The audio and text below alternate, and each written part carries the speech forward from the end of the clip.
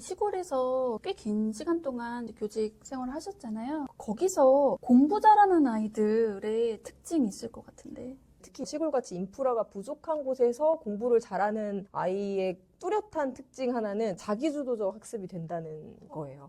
그게 너무 큽니다. 자기주도적 학습이 되려면 두 가지가 필요해요. 네. 먼저 하나는 두 가지를 키워주기 위해서 어떤 것들이 필요했을까요? 가장 중요한 게 어릴 때 제가 얘기했듯이 학기 초에 얘는 공부 잘하겠다, 얘는 좀 똘똘하겠다 하는 그런 아이들은 뭐가 다른가요? 그런 아이들은 이거는 아이가 어떤 시험을 본다거나 뭐를 쓴다거나 그런 걸 보지 않아도 바로 느껴지는 부분이에요. 존경하는 대상, 존중하는 대상이 아닌 사람한테는 배움이 일어나기가 어렵거든요. 이 사람 말이 진실이라고 느껴져야 그 사람 말을 온전히 받아들이고 하는데 우리 선생님 뭐라는지 모르겠어요. 이러면은 벌써 눈빛이 다르고 태도로 그런 게 다 느껴지는데 선생님이 하는 저 말을 다 배울 거야.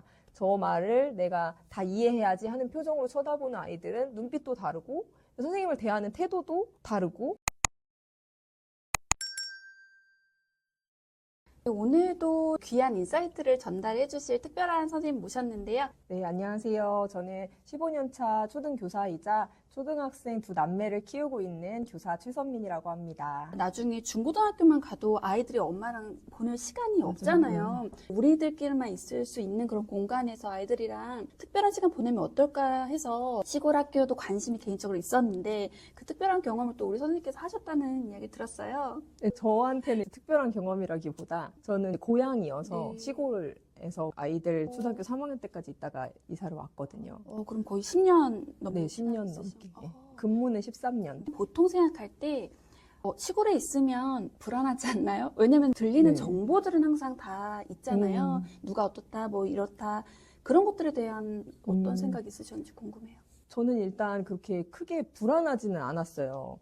왜냐면 저도 시골 출신이기도 했고 학교에서 보면 시골이어도 자기주도적인 학습이 잘 된 애들은 도시에서 학원 다니면서 체계화된 느낌으로 잘하는 건 아니지만 자기주도적 학습이 초등학교 때부터 잘 되어 있고 독서력이 있고 이런 아이들이 중학교, 고등학교 가면서 폭발적으로 성장하는 걸 많이 보기도 했고 초등학교 고학년 아이들 중에 이제 아무래도 시골이다 보니까 영어가 조금 떨어지는 애들이 있는데 예를 들면은 피아노도 개 이름을 초등학교 때 배우면 일주일이면 금방 배우는데 이거를 5살, 4살 때 가르치려면 오래 걸리는 것처럼 영어도 무르익어서 배우면 좀 늦게 배웠어도 단기간에 트이는 아이들이 있었어요. 물론 이제 한국어가 단단한 아이들 트이는 경우를 많이 봤기 때문에 이런 것만으로도 나중에 다 따라잡을 수 있다는 생각이 좀 있었던 것 같아요. 와, 그러니까 확신이 있으셨다는 그쵸. 거네요. 네. 그 문해력이 받쳐주는 애들은 뒷심이 분명히 있거든요. 그래서 어릴 때부터 너무 이거 학습적으로 막 하지 않아도 오히려 이렇게 신나게 놀았던 그 힘으로, 응축했던 힘으로, 그러는 경우를 많이 봤어요. 그러면 아이들 어렸을 때 다른 어떤 것보다도 가장 중요하게 생각하셨던 부분이 있을 것 같은데요. 저는 가장 중요하게 생각했던 거는 독서. 교육 책 정말 많이 읽었고 저도 이제 말하는 직업이니까 집에 오면 사실 힘든데 밤에도 목 쉴 정도로 책 많이 읽어줬었고 그래서 읽기 독립이라 그러잖아요. 혼자 책 읽는 이게 좀 빨리 된 편이었어요. 그러면 독서를 엄마가 읽어주는 거에서 지나서 아이들에게 그것들을 사고력이나 아웃풋을 내놓을 수 있는 이런 걸로 연결해주기 위한 어떤 방법들이 있을까요? 저는 이제 독서를 할 때는 사실 그렇게 아웃풋이나 어떤 독후 활동을 강조하는 편은 아니에요. 왜냐면 그걸 너무 강조하면 애들이 읽는 것 자체를 싫어하는 경우들이 많아서 그렇게 연결하지는 않았고 독서를 하다가 이제 조금 더 어려운 비문학 지문, 예를 들면 신문 같은 것들, 신문 읽기 같은 걸로 확장을 해가지고 조금 어려운 내용들을 같이 읽어보고 이제 신문은 또 토론할 거리들이 많다 보니까 그런 것들로 확장을 해 나간 편이었어요. 우리 최선미 선생님은 작년인가요? 오늘부터 초등 지시광이 굉장히 인기 많고 사랑을 많이 받았던 책인데 그렇게 사랑을 많이 받았던 이유가 뭐라고 생각하세요? 사실 신문 교육이 굉장히 오래된 교육 방법 중에 하나거든요. 학교에서도 제가 15년 전부터 교실에서 해왔던 거고 근데 오히려 조금 너무 평범해서 제가 책을 냈을 때 책이 되게 잘 됐을 때 주변 선생님이 뭐라고 얘기하셨냐면 이렇게 허를 찌른 것 같다. 중요성을 잠깐 잊고 있었던 것 같다. 뭔가 더 특별한 방법이 있어야 문해력을 키울 수 있다라는 것을 생각했을 텐데 그게 네. 아니라 기본적인 그쵸. 것. 네. 기본에 굉장히 충실했고 그리고 요즘 부모님들은 공부를 잘하는 거, 문제집을 잘 푸는 거 이런 것도 물론 중요하지만 굉장히 똑똑하시고 그러셔서 아이들이 입시만을 위한 공부가 아니라 성인이 된 이후에까지 지금 어렸을 때 배운 것들이 어떤 삶의 기반이 되기를 되게 바라시는 것 같아요. 요즘 부모님들이. 그런데 신문 같은 게 그런 배경 지식도 쌓을 수 있고 우리 생활과 밀접하게 관련되어 있는 경제라든지 정치라든지 다양한 기업에 대해서 알 수 있다든지 이런 것들이 많다 보니까 깨어 계신 부모님들이 많아지면서 그런 수요가 더 늘어난 것 같은 생각이 들어요. 어떤가요? 학교에서 아이들 휴대폰 많이 보나요?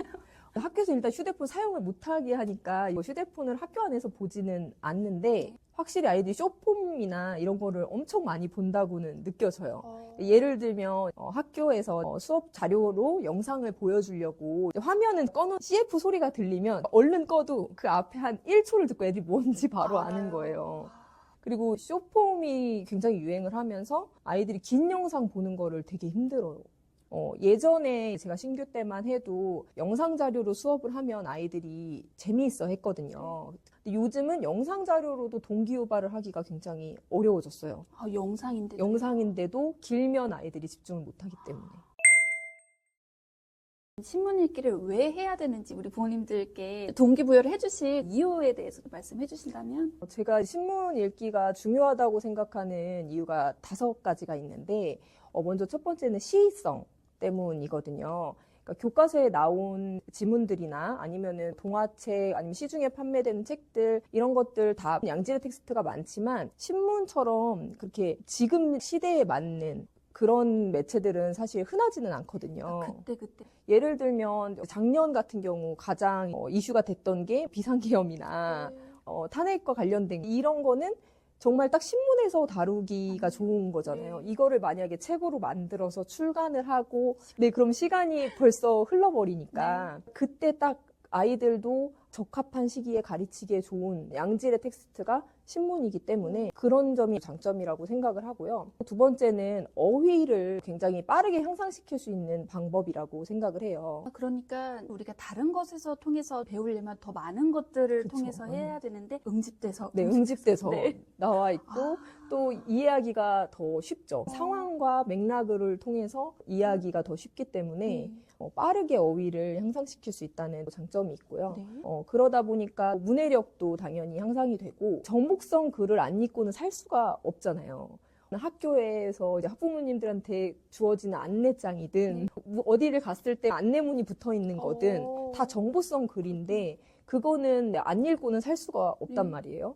근데 그 문해력이라고 하는 거는 그런 정보성 글에 나와 있는 거를 이해하지 못하는 게 문해력 문제인데 신문 같은 경우는 그런 정보성 글이 담겨 있는 글이라 그런 거를 읽는 연습을 하면 문해력 향상에도 크게 도움이 되죠. 네 번째로는 배경 지식을 향상시킬 수 있다는 건데 아이들이 공부를 할 때 공부를 도대체 왜 해야 되나요? 이렇게 생각하는 경우들도 많아요. 근데 일상생활과 맞닿아 있는 주제들이다 보니까 아이들이 내가 공부한 내용이 우리 일상생활과 연결이 된다. 이런 거를 경험할 수가 있고 그러다 보니까 배경 지식이 이제 확장되면서 공부가 재밌다는 것도 느낄 수 있는 이런 좋은 매체라고 생각을 해요. 그리고 마지막으로는 롤모델을 찾을 수 있다는 게 제가 이제 신문 수업을 할 때는 아이들하고 유명한 기업이라든지 아니면 인물들에 대해서도 같이 살펴보고 하거든요. 최근에는 1월이다 보니까 오타니 선수 완다라트 계획법 이런 것도 해보고 했어요. 아이들이 장래희망이 뭐냐라고 물어봤을 때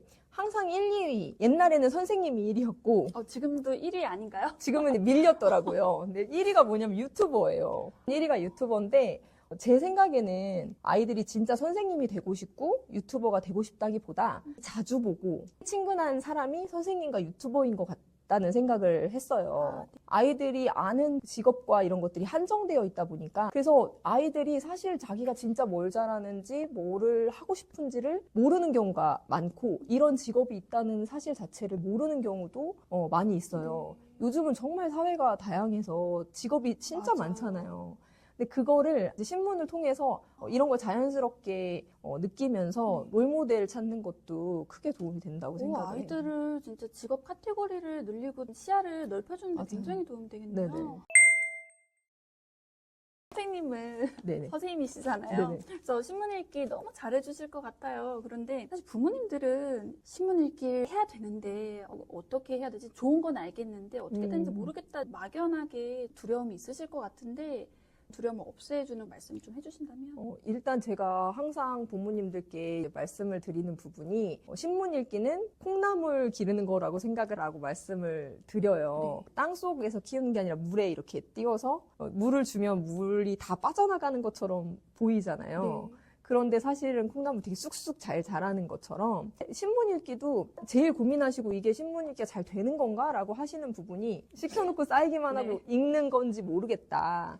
그렇게 얘기를 하시는데 신문 읽기도 그 콩나물 기르기처럼 아이가 신문 읽어도 별로 뭐가 없는 것 같고 흩어지는 거 네, 그렇게 생각하실 수도 있는데 다 흡수하고 있다고 믿어주시는 게 1번.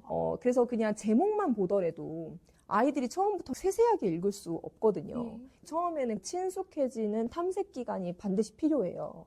신문 이제 시켰으니까 읽고 스크랩하고 요약하고 이렇게 하면 애들이 신문과 멀어지는 지름길이 되는 거거든요. 저희 아이도 이제 제가 아이들 유치원 때부터 어린이 신문 구독했는데 그때 다 그냥 버리는 것 같았어요. 잘 안 보고. 근데 요즘은 우편함에 꽂혀 있으면 가지고 올라와서 뜯어서 보고 습관이 되었거든요. 부모님이 같이 읽어주셨으면 좋겠어요. 같이 읽고 이거 내용 재밌더라. 같이 대화를 해보고 사실 아이들 문학 작품 같은 경우는 부모님이 다 읽고 대화하기가 어려울 수도 있는데 맞아요. 신문은 짧기도 하고 부모님이 이미 아는 스토리들이 네, 많아서 오히려 대화하기 굉장히 좋은 소재가 되거든요. 처음에는 읽는 거 위주로 하시다가 쓰는 걸로 천천히 나아가시라고 네, 말씀을 드리고 싶어요. 그러면 우리 이번에 선생님께서 출간하신 초등 지식왕 그 2번 네네, 2탄. 그 신문 읽기와 어떻게 연결을 이용을 하시면 될까요? 그것도 1편하고 똑같이 1편이 2023년도 기사에서 100가지였고 2024년도 기사에서 지금 100가지를 선정을 한 건데 그 책은 교과와 연계를 많이 시켜놨어요. 그래서 아까 전에도 말씀드렸듯이 아이들이 공부하는 재미를 느끼려면 이 내가 공부한 게 현실 세계와 연관이 된다는 걸 알면 교과 공부가 더 재밌거든요. 그래서 학년별로 연계를 해놨고 신문을 장기간 구독하다 보면 우리 아이가 좋아하는 분야를 알게 돼요. 어떤 친구들은 역사와 관련된 기사만 재밌게 읽는 친구가 있고 또 어떤 친구는 과학 관련된 기사 그런 특성이 나오거든요. 그래서 그런 관심 있어 하는 분야가 좀 보인다 하면 이거와 관련된 책도 읽어볼까 하면서 확장을 해주시면 더 좋거든요. 우리 부모님들은 어떤 신문을 선택하면 좋을까요? 일단 뉴스는 저는 비추천이에요. 왜냐하면 뉴스 같은 경우는 너무 자극적인 내용이나 범죄 관련된 내용이나 이런 것들이 나와서 아이들이 보기에 특히 초등 저학년들이 보기에 충격적인 내용들도 있을 수 있어서 뉴스보다는 신문이 아무래도 한번 정제된 언어로 쓰여져 있는 거라 신문을 추천하는데 신문 중에서도 어른 신문은 내용이 너무 어려운 부분도 있고 신문사마다 정치적인 논조도 조금씩 다르고 그래서 어린이 신문을 읽는 걸로 시작을 하는 거를 추천을 드리거든요. 어린이 신문은 정치적인 기사를 다루더라도 굉장히 객관적으로 다루고 있고 어휘도 어른들 신문보다는 훨씬 더 이해하기 쉽게 풀어져 써 있는 경우가 많아서 어린이 신문부터 읽기를 추천을 드리고 특히 어린이 신문들 중에서는 어린이 기자단을 운영하는 신문사들이 있어요. 그래서 어린이 동아일보, 어린이 조선일보, 주니어 생글생글 이런 곳에서는 어린이 기자단을 모집을 해서 아이들이 직접 취재를 체험을 해볼 수도 있고 1년에 한두 번 모집을 하는데 프로그램 좀 잘 되어 있는 것들 이런 걸로 꾸준히 구독을 해주시면 좋을 것 같아요. 시골에서 꽤 긴 시간 동안 교직 생활을 하셨잖아요. 거기서 공부 잘하는 아이들의 특징이 있을 것 같은데. 특히 시골같이 인프라가 부족한 곳에서 공부를 잘하는 아이의 뚜렷한 특징 하나는 자기주도적 학습이 된다는 거예요. 그게 너무 큽니다. 자기주도적 학습이 되려면 두 가지가 필요해요. 네. 먼저 하나는 배경 지식. 배경 지식이 있어야 아이가 혼자 책을 읽든 무슨 강의를 듣든 공부를 할 때 혼자서 소화내기가 굉장히 어렵거든요. 근데 자기주도적 학습이 이제 잡힌 아이들 특징은 배경 지식이 풍부하기 때문에 혼자서 공부해도 이해를 할 수가 있는 거예요. 그래서 그게 굉장히 큰 특징이고, 또 하나는 문해력이 뛰어나다는 거.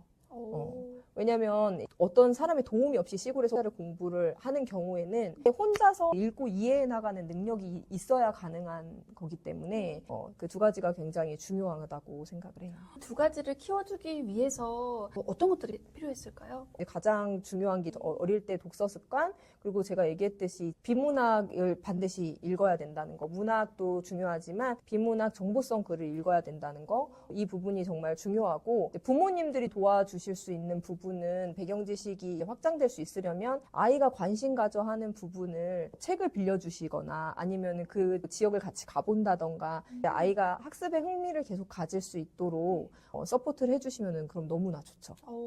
잘 성장한 제자들도 이제 네. 보실 것 같아요. 이제 교직 생활이 점점 길어지면서 그런 아이들이 가졌던 공통점이나 특징이 있을까요? 어휘력도 풍부하고 어릴 때 한자 공부한 친구들이 많아요. 꼭 급수 공부가 아니어도 저도 깜짝 놀랄 정도로 어려운 한자를 쉬는 시간에 보고, 그래서 확실히 어휘력과 문해력이 뛰어난 학생들이 폭발력이 있고 나중에 혼자 공부할 수 있는 힘이 있는 것 같아요. 그 힘이 국어만 중요한 건 아니고 사실 이제 네. 영수도 중요하고 다양한 과목들에서 잘할 수 있어야 되는데 그 근간이 된다고 생각하시나요? 네, 국어는 당연하고 영어도 국어 이해력을 뛰어넘기가 어렵거든요. 모국어보다 더 잘하기가 쉽지 않기 때문에 모국어 능력을 일단 높여놔야 여기도 이제 올라갈 수 있는 그게 생기는 것 같고, 수학 같은 경우도 점점 갈수록 문장제 문제가 나오면서 한마디로 수포자들이 생기거든요.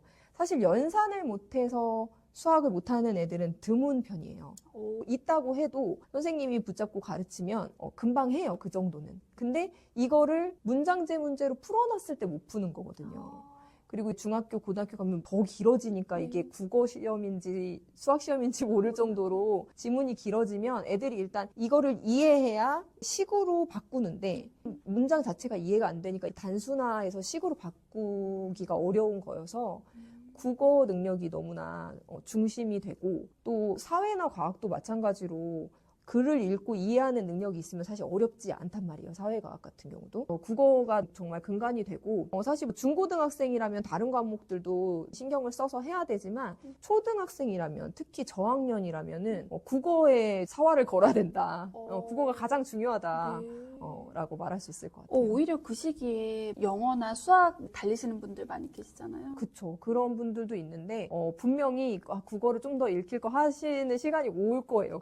왜냐면 초등학교 때 책을 충분히 읽었던 친구들은 뒤에 가서 폭발력 있게 나갈 수가 있는데 단순 연산 수준인데 너무 차지하다가 나중에 문장제 문제에서 막히면 그때 국어로 돌아가려면 마음이 더 조급하거든요. 맞아, 시간도 없고. 사실 국어가 단단한 아이들 같은 경우는 조금 다른 과목이 부족해도 따라잡을 수가 있어서 너무 걱정하지 않으셔도 됩니다. 저희 둘째 1학년이고 2학년 들어가는데 또 자칫하면 수학 다른 애들 뭐 한다 그러니까 시켜야 되는 거 아닌가라는 생각도 했는데 어떤 것을 더 중심을 잡고 해야 되는지를 좀 생각할 수 있었던 그런 시간이었던 것 같습니다.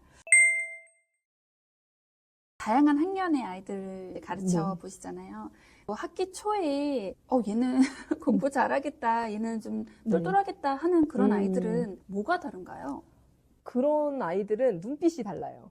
눈빛이 다르고 제가 설명을 할 때 아이의 눈빛이 저한테 딱 꽂혀 있는 느낌이 들고, 그거는 아이가 어떤 시험을 본다거나 뭐를 쓴다거나 그런 걸 보지 않아도 바로 느껴지는 부분이에요. 네, 눈빛이 벌써 저한테 딱 꽂혀 있어서 예전에 EBS에서 했던 다큐멘터리 중에서 상위 1% 어떻게 다른가, 거기에 아이들 눈에다가 동체 이동하는 장치를 해놓은 게 있었어요.